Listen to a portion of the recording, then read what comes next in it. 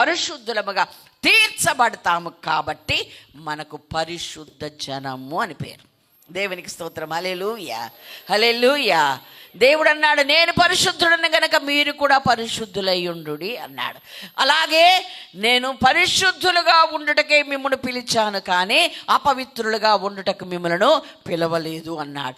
ఈ ఘటమును మీరు పరిశుద్ధతలో కాపాడుకున్నటకు చాలా జాగ్రత్తగా మీరు ఉండండి అని చెప్పాడు. తెస్సలోనికి పత్రికలో రాయబడి 4వ అధ్యాయంలో రాయబడి ఉన్నాయి. అలాగే 1 పేతురు 1వ అధ్యాయం 13-14 వచనములు అన్నాడు, నీ దేవుడు పరిశుద్ధుడు గనక మీరు కూడా పరిశుద్ధులై ఉండండి. పరిశుద్ధులుగా ఉండుటకే ఆయన మిమ్మల్ని పిలిచాడు. దేవుని స్తోత్రం. హల్లెలూయా. కాబట్టి మనమందరం పరిశుద్ధ జనము. దేవునికి మహిమ కలుగునుగాక. చివరిగా దానియేలు 7:18 చెప్పాడు, రాజు రాజ్యమేలాలి అంటే పరిశుద్ధులే రాజ్యమేల్తారు. దేవునికి మహిమ కలుగునుగాక. హల్లెలూయా. అంటే పరిశుద్ధత లేకుండా నేను రాజును ఆయన కొడుకును అనుకుంటే అవతలకు బాగుంటాడు. ఓకేనా? కాబట్టి రాజ్యమేలా ఎవరు, రాజ్యం ఎవరిది? దానియేలు 7:18 చదువు నాన్న. దేవుని అయితే మహోన్నతిని పరిశుద్ధులే రాజ్యాధికారము నొందుదురు, వారు యుగములు యుగ యుగాంతముల వరకు రాజ్యమేలుదురు. దేవునికి స్తోత్రం. హల్లెలూయా. ఎవరట? దేవుని పరిశుద్ధులే, మహోన్నతుని పరిశుద్ధులే రాజ్యాధికారం అందుతారు. దేవునికి స్తోత్రం. హల్లెలూయా, హల్లెలూయా. యేసు రాజుగా వచ్చుచున్నాడని పాట పాడితే కుదరదు. నువ్వు కూడా ఒక రాజుగా మారి సమస్తమును జయించి పరిశుద్ధత కలిగి నీవు ఆయన రాజ్యం ఏలడానికి సిద్ధపడి ఉండాలి. అలా ఎవరు సిద్ధపడ్డారో, ఎవరలా తీర్చిదిద్దబడ్డారో వారే పరిశుద్ధులు. వారే 1 రోజు 2 రోజులు కాదు, యుగ యుగములు రాజ్యం ఏల్తారు. దేవుని స్తోత్రం. హల్లెలూయా, హల్లెలూయా. ఇక్కడ వాళ్ళు 5 సంవత్సరాల కోసం వాళ్ళు ఎంత కష్టపడుతున్నారు చూడండి. కానీ మనమైతే యుగ యుగాలు రాజ్యం ఏలబోతున్నాం. దేవునికి స్తోత్రం. హల్లెలూయా, హల్లెలూయా. భూమి మీద 1000 సంవత్సరాల ఆ రాజ్యంలో మనం గొప్ప అధికారులముగా ఉంటాము. ఆ తర్వాత ఇక యుగ యుగాలు ఆయనతో కలిసి రాజ్యం వెళ్తాం. దేవుని స్తోత్రం. హల్లెలూయా. ఆ ఊహే ఎంతో అందంగా సంతోషంగా అనిపిస్తుంటే ఇంకా మనం అలా సిద్ధపడి తయారై అలా వెళ్తే నిజంగా మనం ఎంత ధన్యులమో. దేవునికి స్తోత్రం. హల్లెలూయా, హల్లెలూయా. కనుక మనము పరిశుద్ధ జనముగా ఉండాలి. అంటే లోక మాలిన్యం, పాపం, శాపం ఏది మనకు అంటకుండా మనలను మనము చాలా జాగ్రత్తగా కాపాడుకోవాలి. ఘటము అంటే ఈ శరీరము అని అర్థం. కనుక ఇవి మనము చాలా జాగ్రత్తగా కాపాడుకోవాలి. దేవుని స్తోత్రం. హల్లెలూయా. అన్న నిలువెల్ల దేవుని వాక్యం ఉంటే తప్ప అది సాధ్యం కాదు. నిలువెల్ల ఎప్పటికప్పుడు దేవుని వాక్యముతో కడగబడితే తప్ప అది సాధ్యము కాదు. దేవునికి స్తోత్రం. హల్లెలూయా. కనుక మనం పరిశుద్ధ జనము. తర్వాత దేవుని సొత్తైన ప్రజలం. దేవుని స్తోత్రం. హల్లెలూయా, హల్లెలూయా. చూడండి, యెషయా గ్రంథం 43వ అధ్యాయం 1వ వచనములో అంటాడు, నీవు నా సొత్తు అన్నాడు. 1వ వచనమే 43 1వ వచనం. అయితే యాకోబు నిన్ను సృజించిన వాడగు యెహోవా, ఇశ్రాయేలు నిన్ను నిర్మించిన వాడు ఈలాగు సెలవిచ్చుచున్నాడు, నేను నిన్ను విమోచించి ఉన్నాను, భయపడకము, పేరు పెట్టి నిన్ను పిలిచి ఉన్నాను, నీవు నా సొత్తు. దేవునికి స్తోత్రం. హల్లెలూయా. మనం ఎవరి సొత్తట? ఆయన సొత్తు. మనల్ని విమోచించాడు. మనం విమోచించబడిన వారం, పాపము నుండి శాపము నుండి విమోచించబడిన వారం మనం ఆయన సొత్తు. దేవునికి మహిమ కలుగునుగాక. అదే మాటను మరలా 1 కొరింథీ పత్రిక 6వ అధ్యాయం 19-20 వచనాల్లో రాశాడు. చదవండి. మీ దేహము దేవుని వలన మీకు అనుగ్రహింపబడి మీలోనున్న పరిశుద్ధాత్మకు ఆలయమై ఉన్నదని మీరు ఎరుగరా?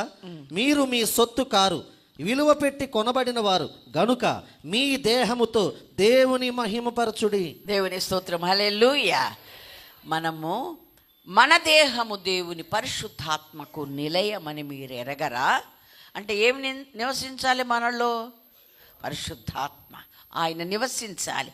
ఆ నివసించున్న మనము మన సొత్తు కాదు. ఈ దేహం ఆయనది, ఆయన మనకిచ్చాడు. ఆయన ఇందులో నివసించడానికి ఇష్టపడుతున్నాడు. అందుకు నిలయంగా మనం మార్చుకోవాలి.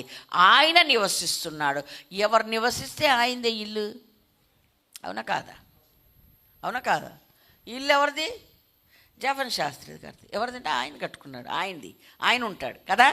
కాబట్టి అలాగే మన దేహము ఆయన నివసించే నిలయంగా మార్చి ఆయన నివసిస్తాడు గనక ఇక ఆయనదే. దేవుని స్తోత్రం, హల్లెలూయా.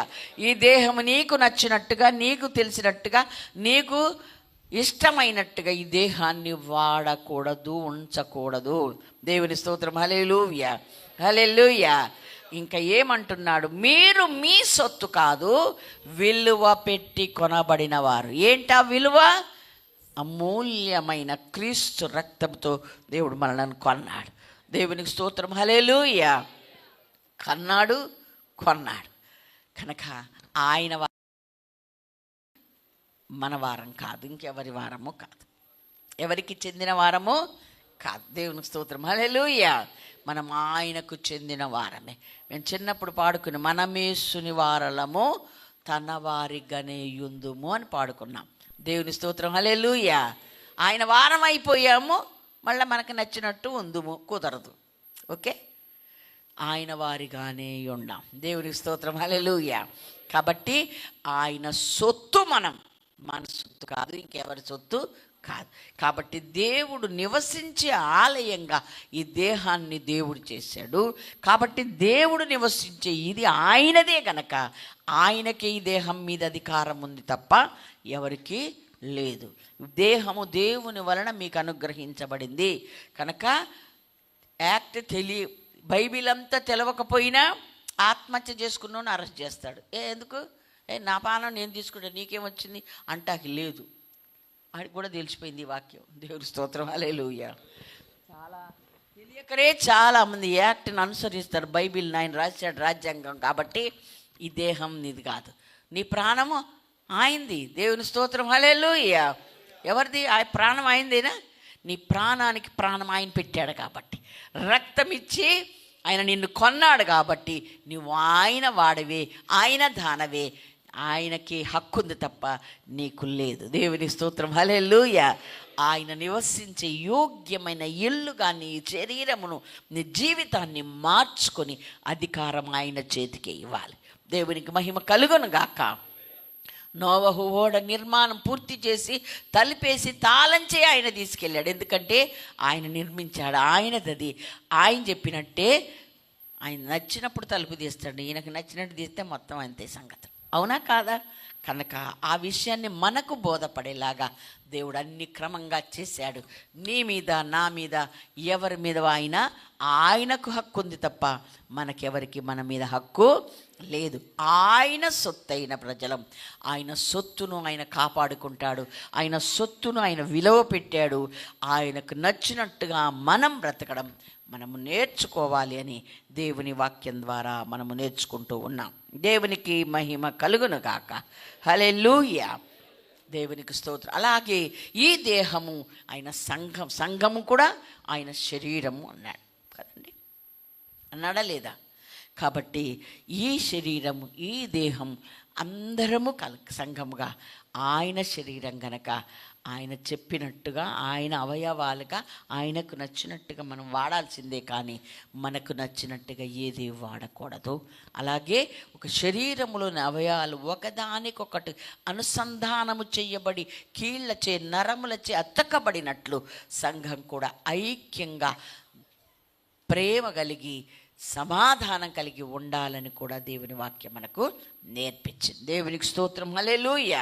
అంటే ఈ బాడీలో ఒకదానికొకటి ఐక్యంగా లేకపోతే ఎలాగా మనకు నష్టమో, బాధనో, కష్టమో, అలాగే సంఘం అంతా కూడా అలాగే ఉండాలనే ఒక చక్కని ఉపదేశాన్ని దేవుడు మనకు చెప్పాడు. దేహము ఆయనది అన్నప్పుడు దేహం అనగా శరీరము, సంఘము ఆయనకు శరీరం అని కూడా చెప్పాడు.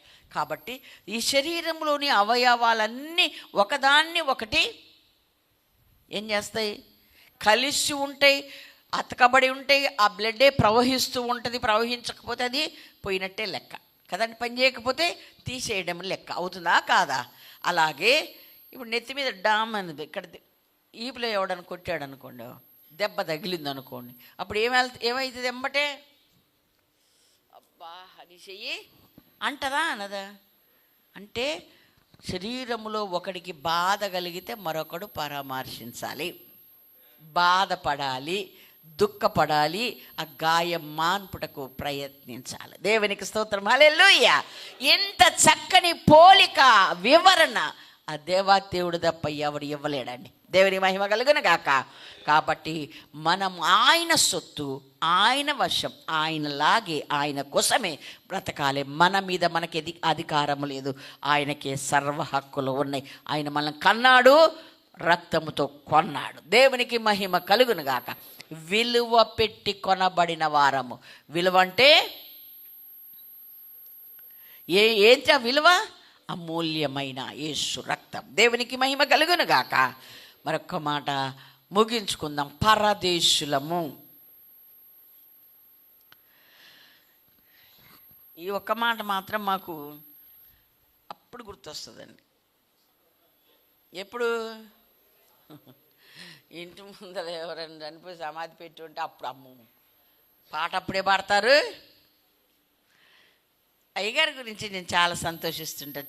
చిన్నప్పుడు చదువుకునేటప్పుడే ఈ పాటలన్నీ పాడేవాడు.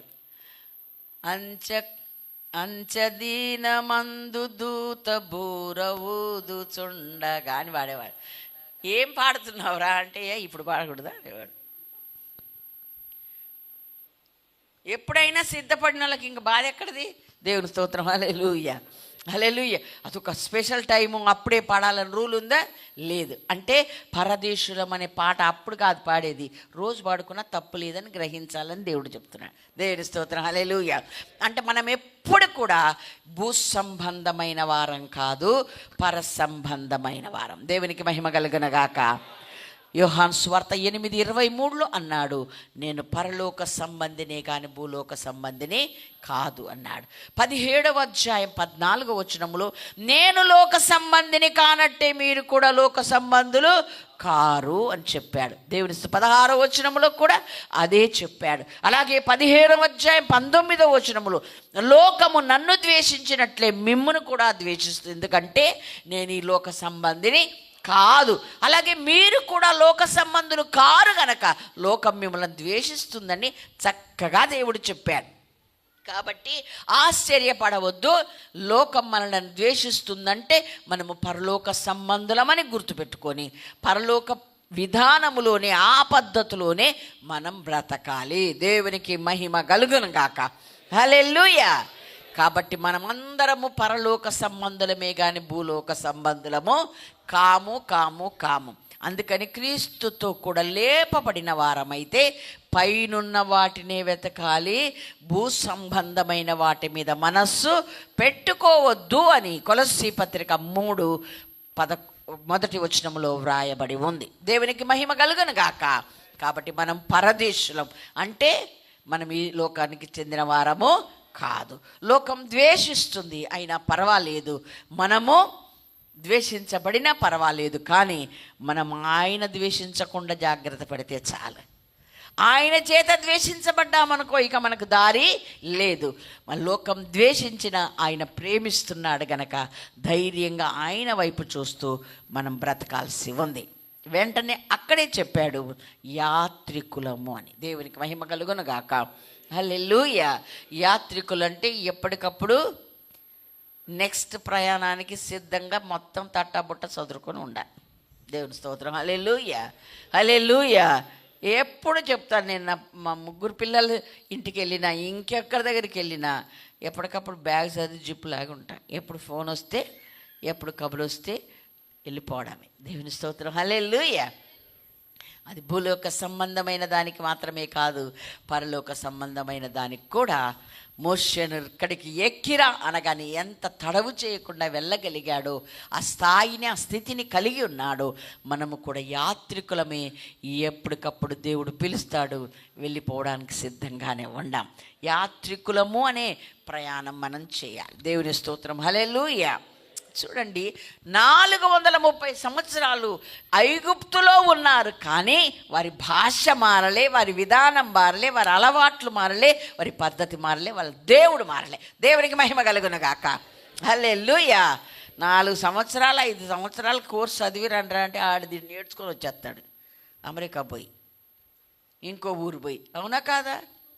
అలా చేయొచ్చా మన? నేను నా మనవడికి మరీ చెప్పి పంపాను, నువ్వు మళ్ళీ ఇక్కడి వాడిగాని రావాలిరా అని. దేవుని స్తోత్రం. హల్లెలూయా, హల్లెలూయా. మనం ఎక్కడ పోతే అక్కడ వాళ్ళం కాదు, మనం ఇక్కడున్న ఆయన వారం. దేవునికి మహిమ కలుగునగాక. హల్లెలూయా. మనం పరదేశులము. అలాగే ఇశ్రాయేల్ ఎలాగైతే వాళ్ళు మేము ఎప్పటికైనా పితరులతో దేవుడు చేసిన వాగ్దాన ప్రకారంగా, చెప్పిన మాట ప్రకారంగా అబ్రహాముతో దేవుడు మాట్లాడాడు. మరల గొప్ప జనముగా, గొప్ప ఆస్తితో, మరల పాలు తేనెలు ప్రవహించు దేశానికి, వాగ్దాన భూమిలోకి వెళ్ళిపోతామని చెప్పాడని ఆ గురి మీదే బతికారండి వాళ్ళందరూ. దేవునికి మహిమ కలుగును గాక. మనం కూడా అక్కడికి వెళ్ళవలసిన వారంగాని ఇక్కడ బతకాలి. దేవునికి స్తోత్రం. హల్లెలూయా. ఏ ఊరు వెళ్తే ఆ ఊరిలో మీరు సెటిల్ అయిపోతారా కదా? కనుక ఇక్కడ మనం సెటిల్ అయిపోయినట్టుగా ఫీల్ అవ్వకూడదు. ఇది కాదు మన రాజ్యం, అది మనం పరదేశులం, మనం ప్రయాణం చేస్తున్న వారం. అక్కడే రాశాడు యాత్రికులము అని. దేవునికి స్తోత్రం. హల్లెలూయా. చిన్నగా చివరి వచనం చదివి ప్రార్థన చేసుకుందాం. నిర్గమాకాండం 40వ అధ్యాయం 36, 37 చదువుదాం. మేఘము మందిరము మీద నుండి పైకి వెళ్ళినప్పుడెల్లను ఇశ్రాయేలీయులు ప్రయాణమైపోయిరి. ఇదే వారి ప్రయాణ పద్ధతి. ఆ మేఘము పైకి వెళ్ళని ఎడల అది వెళ్ళు దినము వరకు వారు ప్రయాణము చేయకుండిరి. చాలండి. ఇశ్రాయేళ్ల ప్రయాణ పద్ధతి అంతా ఏంటంటే, అరణ్యంలో ఇశ్రాయేల్ను పగలు మేఘస్తంభంగా, రాత్రి అగ్నిస్తంభంగా దేవుడు నడిపించాడు. అలాగే మేఘము ఆ గుడారం మీదకి వచ్చినప్పుడు వాళ్ళు ప్రయాణం ఆపారు, మరలా మేఘం పైకి లేచినప్పుడు ప్రయాణము మొదలు పెట్టారు. ఇశ్రాయేళ్ల 40 సంవత్సరాల యాత్ర అంతా కూడా అలాగే అరణ్యములు సాగినట్టే. 1 కొరింథీ 10:1-4 కూడా చెప్పాడు, వారు ఒకే మేఘం కింద నడిచారు, ఒకే సముద్రంలో నుండి బయటికి వచ్చారు, ఒకే మన్నాను తిన్నారు. అవునా? ఒకే బండలో నీరు తాగారు. అలాగే మనము కూడా యేసుక్రీస్తును కలిగిన వారంగా ఆయననే చూస్తూ, ఆ మేఘం చూస్తూ వాళ్ళు ప్రయాణం చేశారు. నిజంగా అన్నం వండుకుంటున్నారనుకోండి, కొంచెం రెస్ట్ తీసుకుంటున్నారనుకోండి, వాళ్ళ దృష్టి దేని మీద ఉండాలి? మేఘం మీద ఉండాలి. మేఘం లేస్తుంది పైకి, వెంటనే మనమంతా సదురుకొని వెళ్ళిపోవాలి. దేవునికి స్తోత్రం. హల్లెలూయా. అలాగే 40 సంవత్సరాలు వాళ్ళు ప్రయాణం చేశారండి. అదేంటి, ముందు ఒక మాట చెప్పరు. ఆ మేఘం నువ్వు గమనించుకుంటావు, ప్రయాణం చేయాల్సిందే. దేవుని స్తోత్రం. హల్లెలూయా. దేవుని రాకడకు సూచనలు చెప్తాడు దేవుడు. ఆ సూచనను గమనించుకుంటూ భూమి మీద మనం పరదేశులము, యాత్రికులమని స్పృహతో మనం బతకాలి. దేవునికి మహిమ కలుగును గాక. అభూ సంబంధమైన దేని మీద మనసు పెట్టక, పర సంబంధమైన వాటి మీదనే మనసు పెట్టి, పరదేశులమని గుర్తుపెట్టుకొని, ఆ లోకానికి, ఆ రాజ్యానికి చెందిన వారమని జ్ఞాపకం పెట్టుకొని, ఆ వైపే చూస్తూ మనం ప్రయాణం చేయాలి. ఎంత గొప్ప సాక్షి సమూహం మేఘం వలె మనల్ని ఆవరించిన విశ్వాసమునకు కర్తయు కొనసాగించు యేసు వైపు చూస్తూ నడవమని మనకు చెప్పాడు. దేవునికి స్తోత్రం. హల్లెలూయా. యేసు ఆ విశ్వాసమున కర్త అన్న దానికి కింద సేనాధిపతి అని రాశాడు. సైన్యం సేనాధిపతిని చూస్తూ నడిచినట్టే మనము కూడా సిలువ సైనికులముగా ఆయన ముందు ఆయనను చూస్తూ మనం ప్రయాణం చేయాల్సి ఉంది. దేవునికి స్తోత్రం. హల్లెలూయా, హల్లెలూయా. ఏది ఇక్కడ భూమి మీద ఏది మన శాశ్వతం కాదు, శాశ్వతమైన రాజ్యం అక్కడ. దేవునికి స్తోత్రం. హల్లెలూయా. ఇశ్రాయేల్ అలాగే ప్రయాణం చేశారు. అందరి ప్రయాణ పద్ధతి అదే, మన ప్రయాణ పద్ధతి కూడా అదే. దేవునికి స్తోత్రం. అనగా మనమే కాదు, ప్రపంచంలో ఉన్న సార్వత్రిక సంఘ సభ్యుల వారందరూ కూడా అదే పద్ధతిలో నడవాలి, అటువైపే చూస్తూ ప్రయాణం చేయాలి. దేవునికి స్తోత్రం. హల్లెలూయా. అలా చేసిన వారు వాగ్దాన దేశానికి వెళ్ళారు, అలా చెయ్యని వారు అరణ్యంలో రాలిపోయారు. రాలిపోతారా, అందులో ప్రవేశిస్తారా, అది మీ చేతిలోనే ఉంది. మనమే నిర్ణయించుకోవాలి, మన చేతిలోనే ఉంది. అది ఎవరికి ఎవరు చేయరు, చెప్పాల్సినంత చెప్పడమే. అంతేనా? నీటి దగ్గరికి దేన్నైనా నడిపించగలము కానీ నీరు త్రాగించలేం. కాబట్టి ప్రభు మనకు అన్నీ చెప్పి ఉంచాడు, దైవజనుల చెప్పిస్తూనే ఉన్నాడు. మనం విని ఆ ప్రకారంగా నడుచుకుని వారంగానే ఉండాలి తప్ప మనం చేయకపోతే నష్టపోతాం. ఆనాడు ఇశ్రాయేల్ అందరూ కూడా ఏమి వాగ్దాన దేశం చేరలేదు. ఎందుకని? దాని వైపు చూడలేక నిర్లక్ష్యంగా ఉండు, సనిగో గునెగో శోధించో మొత్తానికి అరణ్యంలో వారి శవములు రాలిపోయాయి.